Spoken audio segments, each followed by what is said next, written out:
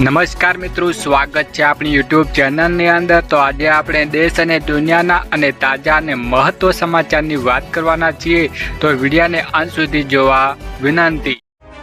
સૌપ્રથમ સમાચારની વાત કરીએ કે હવામાન વિભાગની આગાહી। ગુજરાતમાં ચોમાસું સત્તાવાર રીતે વિદાય લઈ રહ્યું તે તૈયારી છે। હવામાન વિભાગની આગાહી મુજબ આગામી 3 દિવસ સુધી રાજ્યમાં કેટલાક જિલ્લાઓમાં મોડવાથી મધ્ય વરસાદ વરસી રહ્યો છે। સૌરાષ્ટ્ર, કચ્છ અને ઉત્તર ગુજરાતમાં રીઝન માંડવાના વરસાદ આગાહી કરવામાં આવી છે। હાલ રાજ્યમાં મોન્સૂન ટ્રફ સક્રિય હોવાને કારણે દક્ષિણ ગુજરાતમાં હળવા વરસાદની આગાહી છે। આ સમય દરમિયાન પવનની ગતિ 40થી 50 કિલોમીટર પ્રતિ કલાકેની રહેશે। ગુજરાત સપ્ટેમ્બર વરસાદનો એક રાઉન્ડ આવ્યા બાદ ઓક્ટોબરમાં ઠંડીની શરૂઆત થઈ જશે। હવામાન વિભાગ બાદ જણાવ્યા મુજબ રાજ્યમાં ચોમાસું વિદાય લેતા ધબધબાટી બોલાવી શકે છે અને 18થી 23 સપ્ટેમ્બર સુધી રાજ્યમાં સામાન્ય વરસાદની આગાહી કરાઈ છે। વધુ આગળ વાત કરીએ કે જીએસટીમાં ઘટાડ્યા બાદ સરકારનો વધુ એક મોટો નિર્ણય 22 સપ્ટેમ્બરથી આ કામ કરવું જરૂરી છે। જીએસટીમાં ઘટાડ્યા બાદ સરકારનો વધુ એક મોટો નિર્ણય કર્યો છે। 22 સપ્ટેમ્બરથી આ કામ કરવું જરૂરી છે। સરકાર પૂર્ણપણે ખાતરી કરવા માગે છે જે જનતાને કોઈપણ સંયોગમાં નવા જીએસટી દરોનો લાભ મળે છે તે 22 સપ્ટેમ્બરથી તેલ, શેમ્પૂ, સાબુથી લઈને દવાઓ જેવી રોજિંદા ઉપયોગ વસ્તુઓ વેચતા દુકાનદારોને દુકાનની બહાર કે બધી જ વસ્તુઓના નવા ભાવ દર્શાવવા પડશે, જેમાં જીએસટી દરમાં ફેરફાર કરવામાં આવ્યા છે। વધુ મહત્વની આગળ વાત કરીએ કે પીએમ મોદીના જન્મના નિમિત્તે દેશભરની મહિલાઓને મળશે આ ખાસ ભેટ, બાળકોને પણ મળશે લાભ। આજે પીએમ મોદીના 75મો જન્મદિવસ છે। આ પ્રસંગે દેશભરની મહિલાઓને એક મોટી ભેટ મળી છે। ખરેખર દેશના સ્વસ્થ નારી સશક્ત પરિવાર અભિયાન શરૂ થયું છે જે 17 સપ્ટેમ્બરથી 2 ઓક્ટોબર સુધી ચાલશે। દેશમાં 1 લાખથી વધુ આરોગ્ય શિબિરોનું આયોજન કરવામાં આવ્યું છે। શિબિરોને મહિલાઓને, કિશોરો અને બાળકોના સ્વાસ્થ્ય માટે યોજાશે। વધુ મહત્વની આગળ વાત કરીએ કે સેટેલાઇટ ઇમેજમાં પાક ન દેખાતા ટેકાના ભાવમાં મગફળીનું રજીસ્ટ્રેશન રદ અને ખેડૂતોએ કર્યો હોબાળો। રાજકોટના જસદણ પર મગફળીના ટેકાના ભાવમાં વેચાણ માટે સમુદ્રી પોર્ટલ પર રજીસ્ટ્રેશન કરાવવામાં મોટી સંખ્યામાં ખેડૂતો રજીસ્ટ્રેશન રદ થયા। ખેડૂતોનામાં ભારે રોષ જોવા મળી રહ્યો છે। ખેડૂતોના જણાવ્યા અનુસાર તેમના ખેતરમાં મગફળીના પાક ઊભો હોવા છતાં સેટેલાઇટ ઇમેજમાં પાક ન દેખાતા તેમના રજીસ્ટ્રેશન રદ થયા છે। મગફળીના ટેકાના ભાવમાં વેચાણ માટે સરકારે જાહેર કરેલા નિયમમાં હવે 80,000 ખેડૂતોએ જાતે જ પરીક્ષા આપવી પડશે અને સાબિત કરવું પડશે કે ખેતરમાં મગફળી હતી। આ માટે 80,000 ખેડૂતોને એક જિલ્લા પ્રમાણે એક લિસ્ટ બન્યું છે જે ખેતીવાડી અધિકારીઓને પહોંચાડી દેવાયું છે અને આ સિવાય ખેડૂતોને પણ મેસેજ કરાયા છે। ઘણા ખેડૂતોનું બુમરાણ તેમને પ્રોસેસ સંપૂર્ણ કરવો હોવા છતાં રજીસ્ટ્રેશન ફેલમાં મેસેજ આવ્યા છે। વધુ મહત્વની આગળ વાત કરીએ કે ગેસ સિલિન્ડર ધારકોમાં ધ્યાન આપે। ગેસ સિલિન્ડર સંબંધિત નવા નિયમોમાં બીજો ફેરફાર કરવામાં આવ્યો છે। ગેસ સિલિન્ડરમાં બુક કરવા માટે કેવાયસી પ્રક્રિયા જરૂરી રહેશે। આ સિવાય આધાર કાર્ડને મોબાઈલ નંબર સાથે ક્લિક કરવાનું રહેશે। ગેસ સિલિન્ડરની ડિલિવરી વખતે ઓટીપી વેરિફિકેશન ફરજિયાત કરવામાં આવશે। ગેસ સબસિડી અંગે પણ ફેરફાર કરી શકાય છે। 1 મહિનામાં સિલિન્ડરની સંખ્યા અંગે પણ ફેરફાર કરી શકાશે અને ગેસ સિલિન્ડરના સ્માર્ટ ચિપ લગાવવામાં આવશે જેના દ્વારા વિતરણની માહિતી મેળવી શકાશે। અને તમને જણાવી દઈએ કે હાલમાં જ આ નિયમોનો ફેરફાર લઈને એક તારીખ પણ સામેલ આવી છે જેમાં હવે 27મી માર્ચે ફેરફારની શક્યતા વ્યક્ત કરવામાં આવી છે। તે સ્ત્રી છે જો આપણે જોઈએ। વધુ મહત્વની આગળ વાત કરીએ કે ખેડૂતોને 25,000 રૂપિયાની સહાય। ગુજરાત રાજ્યના ખેડૂતોને પૂર, દુકાળ અને અતિવૃષ્ટિ જેવી કુદરતી આપત્તિઓને રાહત આપવામાં ઓગસ્ટ 2020ના રોજ ગુજરાત સરકાર દ્વારા મુખ્યમંત્રી કિસાન સહાય યોજના શરૂ કરવામાં આવી હતી. તે ગુજરાતના કિસાન સન્માન યોજનામાં અંતર્ગત રાજ્ય સરકાર દ્વારા ખેડૂતોને મહત્તમ 4 હેક્ટર માટે કૃષિ પેદાશોને નુકસાન માટે 33% થી 60% સુધીનું વળતર આપશે. કુદરતી આફતને કારણે થતા નુકસાનના કિસ્સામાં ખેડૂતોને 20,000 રૂપિયાનું વળતર આપવામાં આવશે.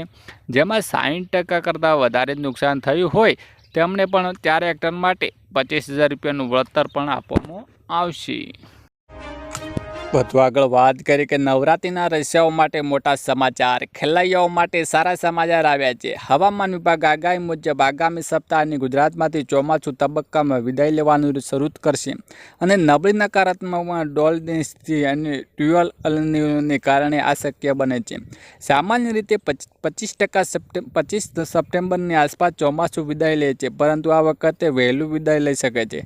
આનાથી નવરાત્રિ પણ ગરબા રમવા માટે અનુકૂળ વાતાવરણ પણ મળી શકશે. વધુ આગળ મહત્વની વાત કરીએ કે ચાંદીની ખરીદી પર નવા નિયમો. સરકાર હવે સોનાની જેમ ચાંદીની વેચાણ અને ખરીદી અંગે કડક બનાવવા જઈ રહી છે. ચાંદીના દાગીના પર હોમ માર્કેટિંગ ફરજિયાત બનાવવાની તૈયારી ચાલી રહી છે અને તેનો અર્થ એ છે કે ચાંદીની શુદ્ધતા અને ભાવમાં પારદર્શિતા વધશે અને રોકાણકારો અને ખરીદદારોને હવે વધુ વિશ્વાસ સાથે સોદા મળશે. અને નિષ્ણાતો હવે કહે છે કે ચાંદીના અભાવ પર અસર કરી શકે છે. ચાંદીના દાગીના ખરીદવા અથવા રોકાણ કરવાની યોજના બનાવવાની રહેલા લોકો નવા નિયમો ધ્યાનમાં રાખવા જોઈએ. વધુ આગળ મહત્વની વાત કરીએ કે SBI ક્રેડિટ કાર્ડ વપરાશકર્તાઓ માટે ફેરફારો. 1 સપ્ટેમ્બરથી SBI કાર્ડ ધારકો પર નવા ચાર્જ લાગુ થશે અને બિલ ચૂકવણી, ઇંધણ ખરીદી પર ઓઇલ ખરીદી દરમિયાન તમારે વધારાના ચાર્જ ચૂકવવા પડી શકે છે અને ઓટો ડેબિટ નિષ્ફળતા 2% દંડ વસૂલવામાં આવશે અને આંતરરાષ્ટ્રીય વ્યવહારો પર વધુ ચાર્જ વસૂલવામાં આવે છે અને ડિવોઇડ પોઈન્ટનું મૂલ્ય પણ ઘટી શકે છે. તેની તમારા ખર્ચનું અગાઉથી સંચાલન કરો છો. જો તમે SBI કાર્ડનો ઉપયોગ કરો છો તો અથવા ખર્ચ અગાઉ ટ્રેન રાખો જેથી બિનજરૂરી દંડ ટાળી શકે છે. વધુ મહત્વની આગળ વાત કરીએ કે ATMમાંથી પૈસા ઉપાડવાનો નવો નિયમ. કેટલીક બેંકો ATM ઉપાડવા પર નવા ચાર્જ લાવવાની તૈયારી કરી રહી છે અને નિર્ધારિત મર્યાદા કરતાં વધુ પૈસા ઉપાડવા પર વધારાનો ચાર્જ લાગે છે અને રોકાણ ઉપાડવાને બદલે ડિજિટલ પેમેન્ટને પ્રોત્સાહન આપવાનું સારું લાગે છે. વધુ આગળ વાત કરીએ કે FD વ્યાજ દરો. બેંકોના ડિફ્ટન ડિપોઝિટ પર વ્યાજ દર પર બદલાઈ શકે છે. હાલમાં વ્યાજ 6.5% થી 7.5% સુધી આપવામાં આવી રહ્યું છે, પરંતુ ભવિષ્યમાં દરો ઘટી શકે છે. જો તમે FD કરતા માંગતા હોય તો વહેલા નિર્ણય લેવાની કાયદાકારક બની શકે છે. વધુ મહત્વની આગળ વાત કરીએ કે કપાસની આયાત ડ્યુટી મુક્તિ 31 ડિસેમ્બર 2025 સુધી લંબાઈ. કેન્દ્ર સરકાર કપાસની આયાત ડ્યુટીમાં મળતી મુક્તિની અવધિ 31 ડિસેમ્બર 2025 સુધી લંબાવાઈ છે. અગાઉ આ છૂટછાટ 30 સપ્ટેમ્બર સુધી હતી. આ પગલાંમાંથી કાપડ ઉદ્યોગનો મોટો લાભ થશે, કારણ કે US ટેરિફ નીતિના કારણે ઉદ્યોગ પર ભારે અસર પડી રહી છે. ભારતે 40 દેશોમાં કાપડ નિકાસ વધારવા માટે ખાસ ઝુંબેશ શરૂ કરી દીધી છે અને સરકારના આ નિર્ણય નિકાસમાં વૃદ્ધિ અને ઉદ્યોગોને રાહત મળી રહેશે છે. વધુ આગળ વાત કરીએ કે ખેડૂતો પાસે કેટલાક ટેકાના ભાવ ખરીદવાના 1 સપ્ટેમ્બરથી ઓનલાઈન રજીસ્ટ્રેશન.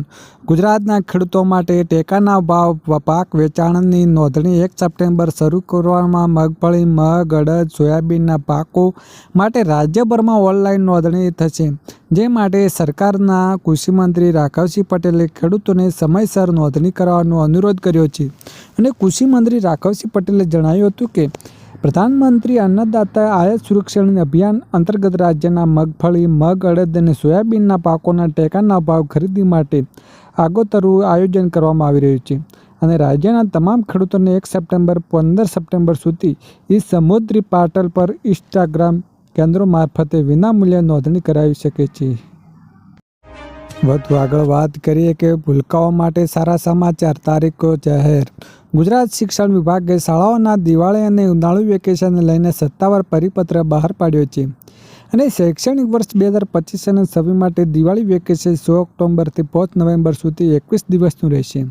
અને જ્યારે ઉનાળુ વેકેશન 4 મે 2026થી 7 જૂન 2026 સુધી કુલ 35 દિવસનું રહેશે. આ નિર્ણયથી વિદ્યાર્થીઓને, વાલીઓ અને શિક્ષકોને રજાનું આયોજન સરળતાથી કરી શકશે.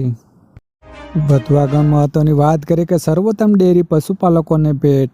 ભાવનગર જિલ્લાના સહકારી દૂધ ઉત્પાદક સંઘની 25 ઓગસ્ટની મિટિંગમાં સર્વોત્તમને ઠરાવ પાસ થયા હતા અને મોંઘવારીને કારણે અને ચોમાસાના ખેતીની આવક બંધ રહેતી હતી. કોઈ પશુપાલકને સહાયરૂપ થવા માટે દૂધના ખરીદવાના વધારાના કરાયા હતા. હાલ કિલોના ફેટે 8 રૂપિયા અને 70 રૂપિયા ચૂકવતું હતું, તે 30નો વધારો કરીને 1 સપ્ટેમ્બર 9 રૂપિયા નક્કી કરાયા છે. આ વધારાની સર્વોત્તમ ડેરી ગુજરાતનો સૌથી વધુ ખરીદી ભાવ આપણી ડેરી તરીકે ઓળખવામાં આવે છે. વધુ આગળ વાત કરીએ કે ખેડૂતોની આવક વધારવા નવી યોજનાઓ જોવે. સરકાર ખેડૂતોની આવક વધારવા માટે ખાસ પહેલ કામ કરી રહી છે. સરકાર એવા મોડલ પર કામ કરી રહી છે જેનાથી ખેડૂતોને તેમના પાક સીધા ગ્રાહકોને વેચી શકે છે, જેનાથી વચેટિયાઓની ભૂમિકા ઓછી થઈ શકે છે.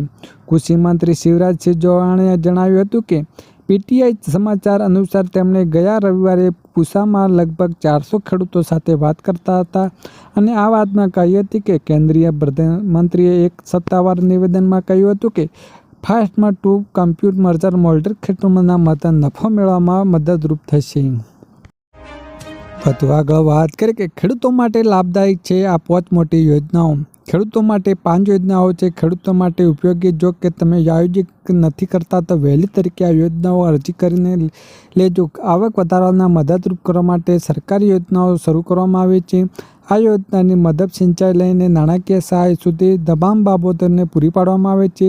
કિસાન ક્રેડિટ કાર્ડ યોજના 1998માં કેન્દ્ર સરકાર દ્વારા ખેડૂતોને તેમની હેઠળ કૃષિ માટે પર્યાપ્ત કેન્દ્રની યોજનાઓ હેઠળ ભારત સરકાર ખેડૂતોને કૃષિ માટે સરકારી સબસિડી રૂપે 4% રાહત દર કૃષિ લોન સાથે સહાય પૂરી પાડે છે. અત્યાર સુધી 2.5 કરોડનો યોજનાઓ લાભ લીધો છે.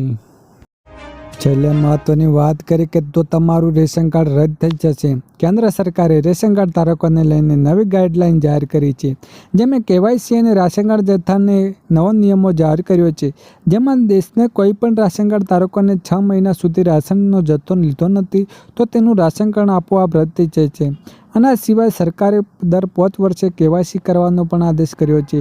ખાસ કરીને રેશન કાર્ડ લઈને ચાલતી કાળાબજારને ડ્યુટીનો મુદ્દાઓ લઈને સરકારે આ નિર્ણય કર્યો છે.